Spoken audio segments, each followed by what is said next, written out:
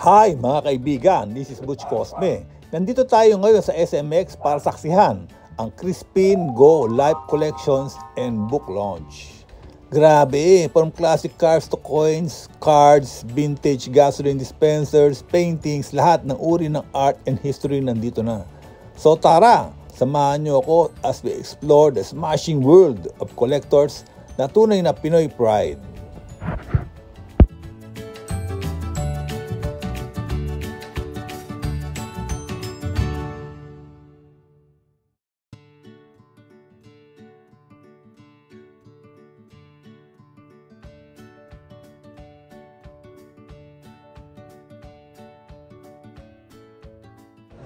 Okay, what's this? Some kind of hindi naman ito sculpture. Ang ganda ng pagkakagawa nito, no? Kahoy, no? Nagawa niyang mukha talagang kalabaw. Yeah, this is something, ha? Alright, what's this? Meron pa rito mga agila na kahoy, oh. Yeah, this is some kind of art, no? It's amazing, ha? Truly amazing naman dito. Oh, ito yung old classic ng ano po, no? Porsche, again, 911 Carrera, yes. Been very popular kotse ng araw, no? So, nicely preserved, no? Second skin. Okay, what's this? Said, let's make this here. Okay.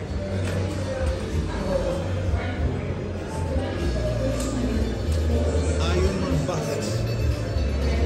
Okay. Wala naman presyo. Tatanong ko, interested kayo siguro dito. Okay? So maganda po siya and yes. I don't know kung presyo, siguro napakamahal po nito, no? This is some kind of fine arts. Yes, very, very fine arts.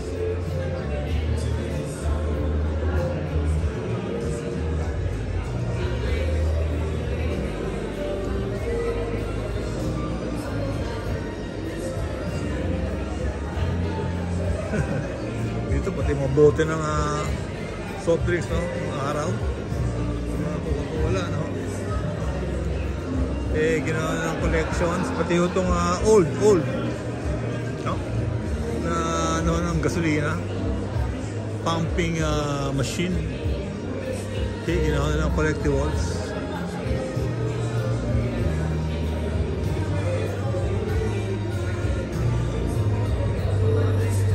So maganda po dito. Pasal ko kayo. Welcome to Hobbies, no?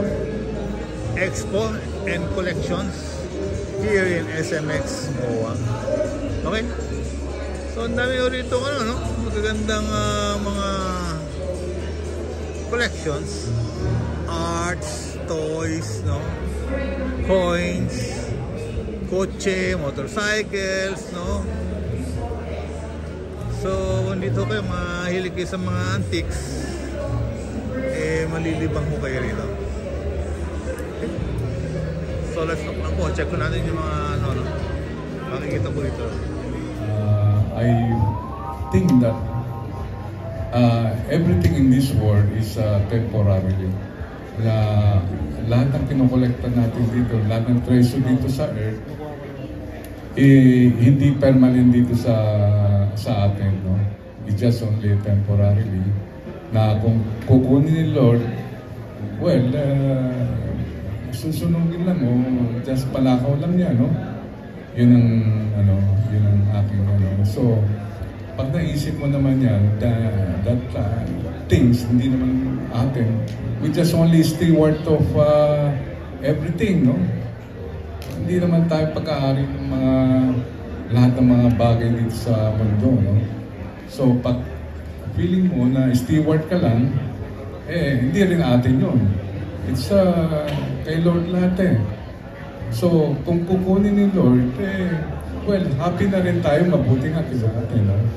Na para gumaang naman tayo. Siguro alam na ni Lord na pabigat na sa akin, hindi ko na kayang buhatin ng, let's say, kaya ko, let's say 50 kilos, nasa akin 100 kilos. Binabawasan ni Lord para gumaang naman ako. Yun ang feeling ko. I just... Okay. And I think one of the people who helped him, his friends, who he spoke to when the fire came, after the fire, also his business also burned, diba? And so I think it takes one fellow, parang pareho kayo ng pinagdaan. And after, I remember after you spoke to him, gumaan ka, the sadness was lifted. Yeah, dahil sabi niya sa akin, ganun din sinabi niya sa akin, dahil mas malaki yung nawala sa kanya. No? The whole building plus all yung mga monks na mamahalin. Now, nung pandemic, that was, I remember the date of 2020, no? At that moment, sabi ko nga sa iyo, wala na akong kausap. Dahil pandemic, lahat nakakulong sa bahay, di ba? So, sabi ko kay Jen, na gusto kong may kausap. Sabi ni Jen, kausapin mo si Lord.